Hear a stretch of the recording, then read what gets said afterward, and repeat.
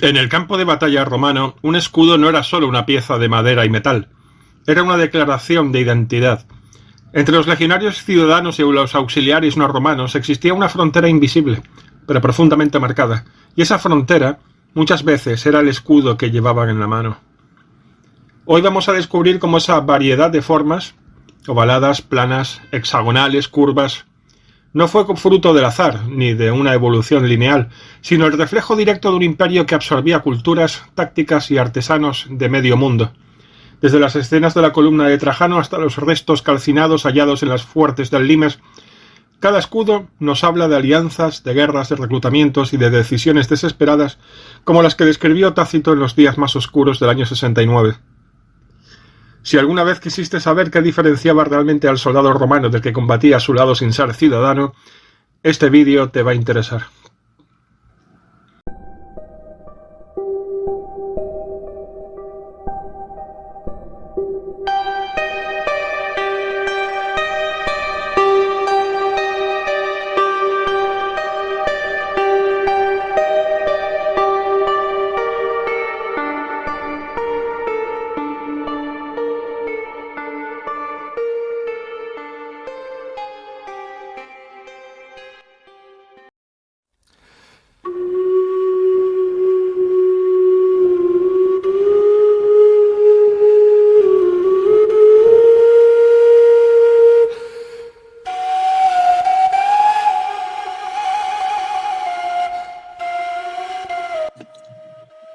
Visto lo visto en las anteriores entregas, una cosa está más que clara.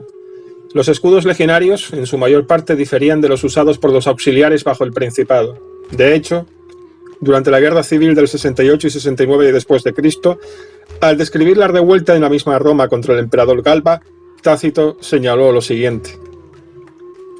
Luego ordenó que se abriera el armamentario y se distribuyese el equipo, sin tener en cuenta las normas militares o los empleos, sin deseo de distinguir a los pretorianos o legionarios por sus propias insignias. Se distribuyeron los cascos y escudos de los auxiliares sin discriminación alguna.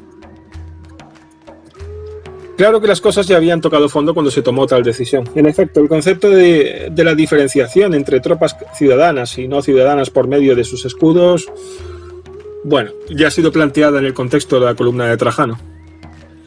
Mientras que la constante evolución del escudo legionario curvo-oval al oval truncado, al rectangular y al fin al ovalado, plano y redondo, según se cree, fue el producto de una evolución constante.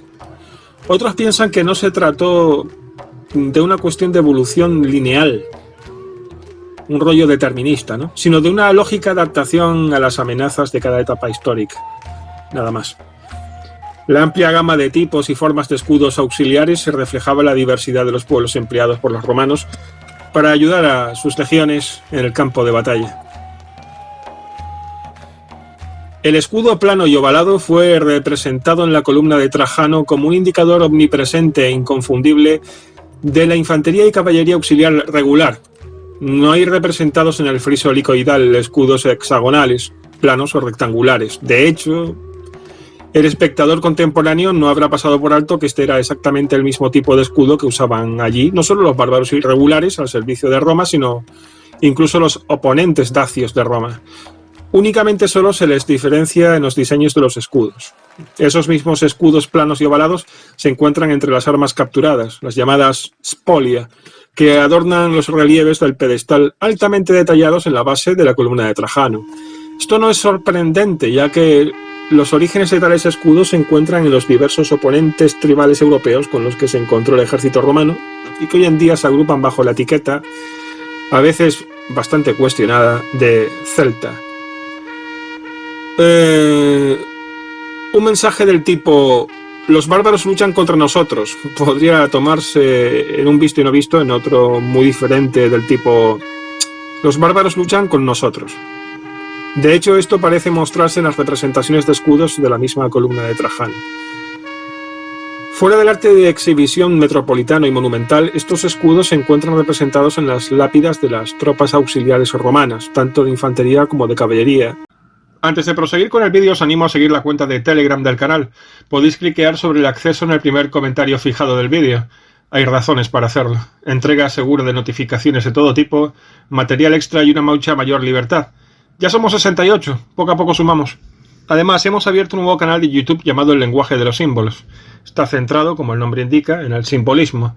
Si os atrae este mundo, os gustará formar también parte de ese nuevo proyecto.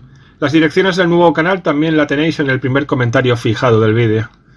Bien, seguimos con el trabajo que nos reúne aquí. Firmus, un soldado de infantería de la cohorte Rhetorum, acuartelada en Bonn, Alemania, sostiene un escudo ovalado por su empuñadura horizontal.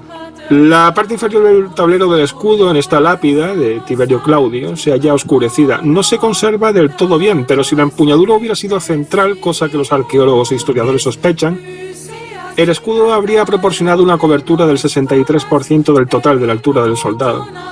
Muchos otros soldados de infantería, por la razón que fuese, optaron por ser representados sosteniendo algo más en la mano izquierda, un pergamino, un juego de tablillas para escribir o la empuñadura de una espada. Pero en las lápidas, los soldados de caballería se muestran con frecuencia empuñando un escudo ovalado. Si se muestra montando en acción, a menudo el soldado sostenía casi horizontalmente su escudo, tal vez para brindar cierta protección a la cabeza del caballo. O si se muestra el caballo, bueno, desfilando sin un jinete, entonces se colgaba horizontalmente de los cuernos de la silla, presumiblemente por medio de una correa de transporte. Uno de los relieves del pedestal de Maguncia representa corriendo a un soldado de infantería auxiliar o posiblemente un Lanciarius, legionario en acción de escaramuza, o su escudo plano y ovalado se muestra hacia el espectador, y detrás del cual sostiene dos jabalinas longitudinalmente y una tercera en su mano derecha. La protuberancia metálica abovedada circular del escudo es claramente visible. Según el relieve de la brida, se aseguraba al tablero del escudo por 4 clavos. La ausencia de ejemplos reales de escudos auxiliares romanos ovalados del Principado temprano o Alto Principado se compensa en parte por la supervivencia de fragmentos de cubiertas de cuero de los susodichos escudos.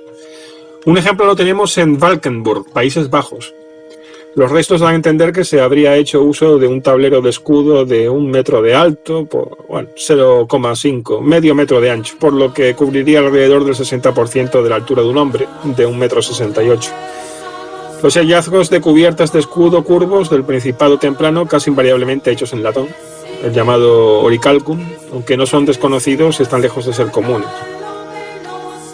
Se desconoce si los escudos auxiliares romanos planos y ovalados se construyeron con tablones o madera contrachapada. Los escudos de la Edad del Hierro, encontrados en el yacimiento de Latén, en diversos yacimientos de Latén, estaban todos construidos con tablones.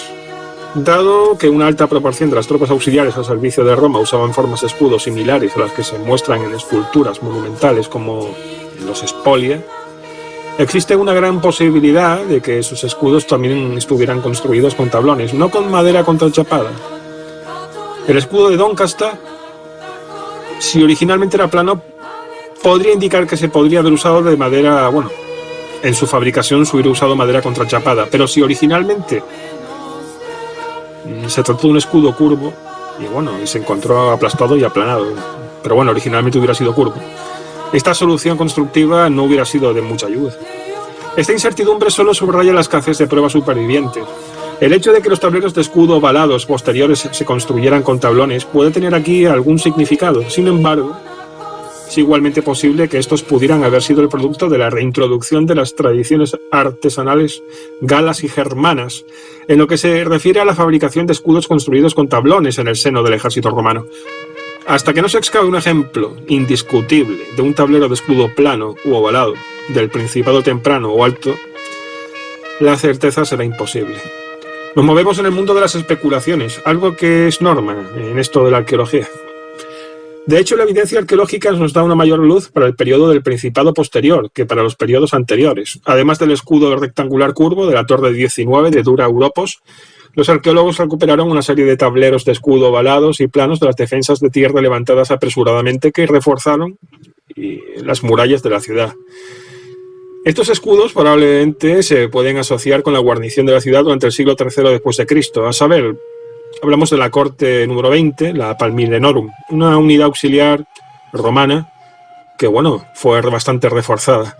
Los escudos fueron construidos de madera de álamo y en su superficie se usó cuero sin curtir que se aseguró en el borde por medio de un concienzudo cosido a través de los numerosos agujeros que se disponían alrededor de la periferia de las tablas del cuerpo del escudo.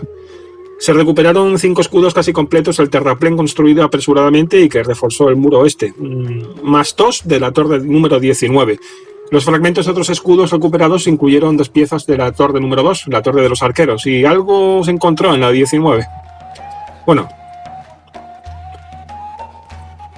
todos estos fragmentos pues dan información, una información válida, bastante objetiva. Los escudos ovalados de Dura Europos estaban en sus orígenes ligeramente abovedados, por lo que se ha sugerido que esta pudo haber sido una de las razones por las que se construyeron con tablones, ya que habría sido difícil doblar la madera contrachapada en más de una dirección, aunque la posibilidad de que tal curvatura se incorpora a escudos rectangulares curvos podría contradecir esta hipótesis.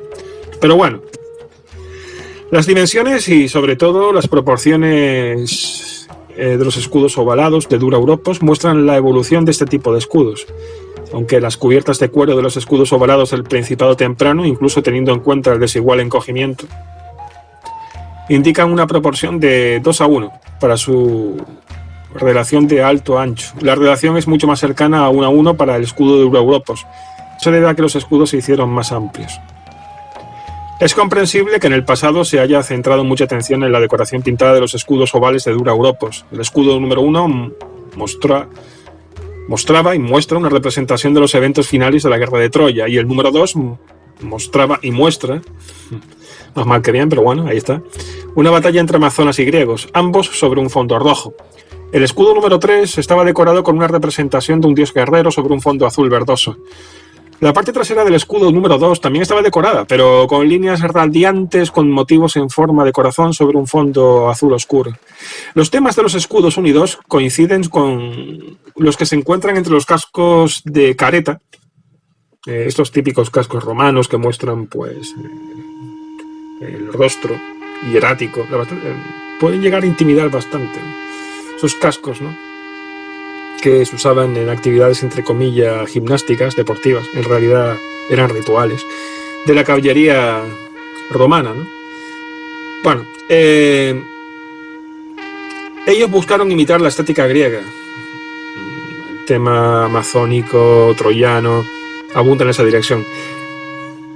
Y lo usaron para, entre comillas, decorar pues sus escudos.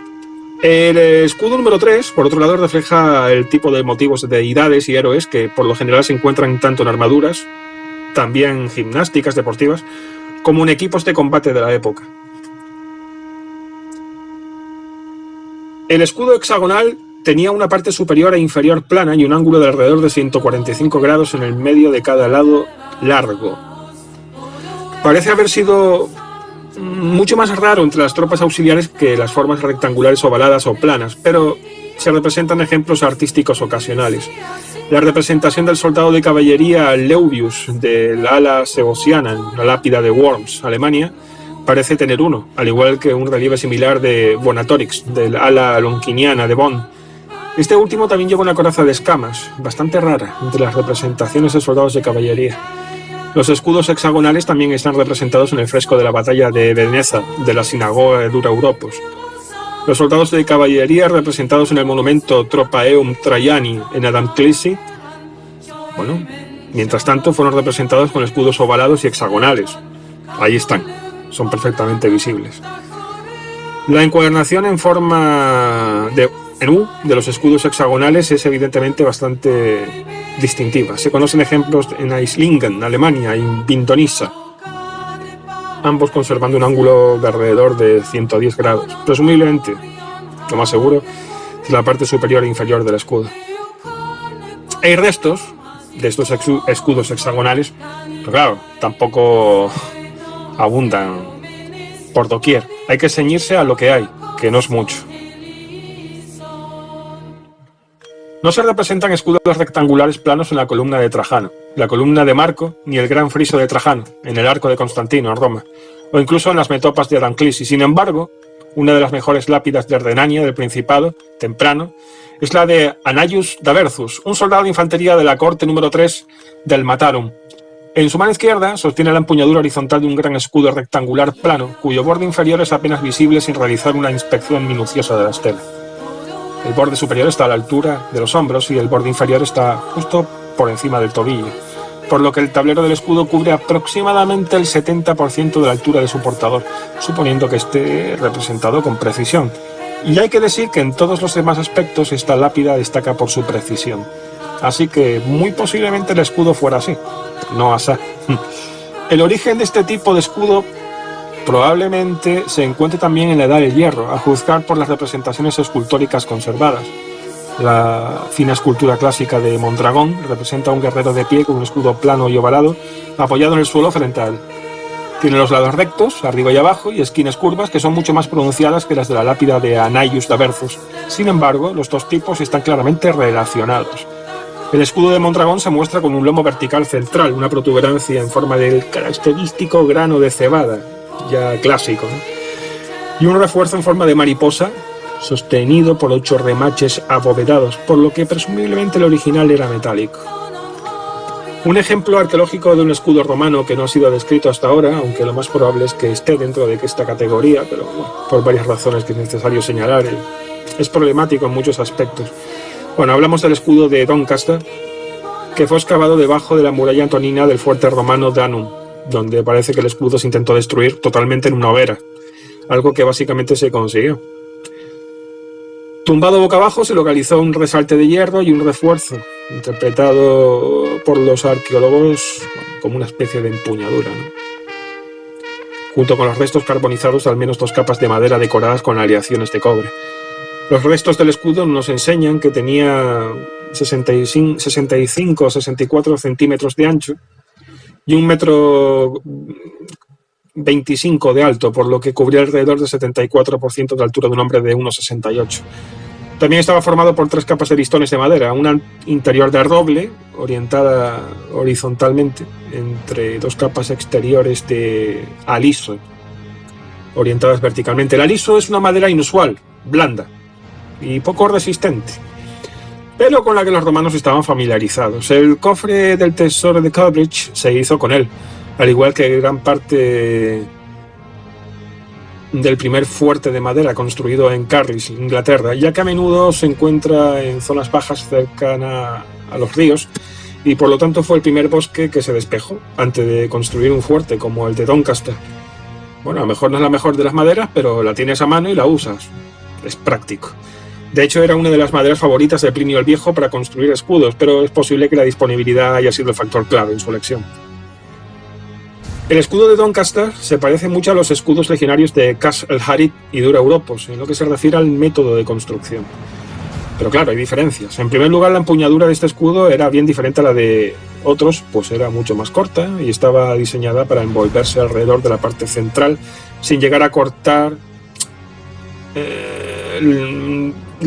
la apertura del tablero de protección de madera. O sea,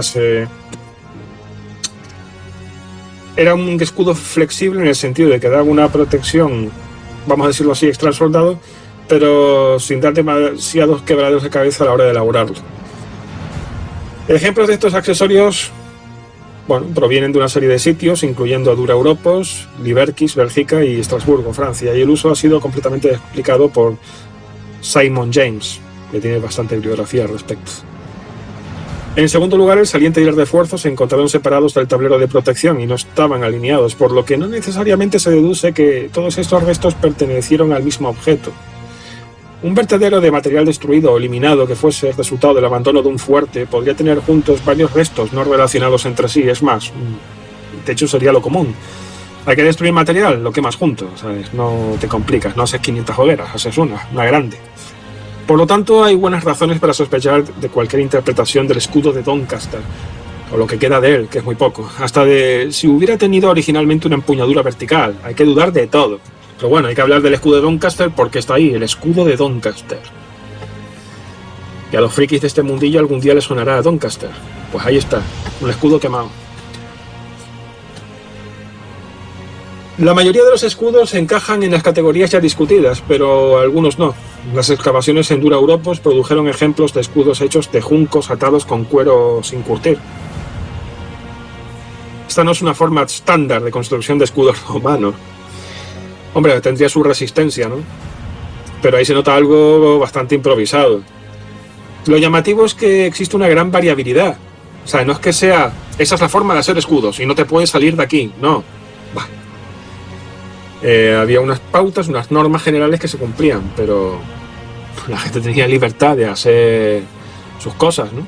Sobre todo si no tenía dinero. Pero eso no excluye su uso por parte de las tropas al servicio de Roma. Sin embargo, el hecho de que la ciudad estuviera en manos de los palmireños, partos y persas sasánidas, así como de los romanos, ahí pasó mucha gente, así que la atribución de estas piezas inusuales es incierta. A lo mejor no es de los romanos y tampoco de los auxiliares que trabajaban para los romanos, sino de gente ajena a ellos, ¿no? Así que, del mismo modo, es difícil explicar ejemplos de escudos ovalados del mismo sitio sin resalte y con una decoración orientada de formas bien diferentes. No se puede saber a ciencia cierta, hablamos del pasado. Y si muchas cosas del pasado inmediato se inventan, se malinterpretan, vamos a dejarlo así. Imaginaos, estamos hablando de hace siglos y siglos. Vamos, hay un margen de error gigantesco. Y hasta aquí el 9º vídeo de la lista Escudos romanos. La 10ª entrega versará sobre los escudos romanos y su simbolismo, un tema muy poco tratado. Esta lista no estaría completa si no esbozásemos las implicaciones espirituales y mágicas de los escudos usados por Roma y sus fuerzas. Hasta la próxima entrega.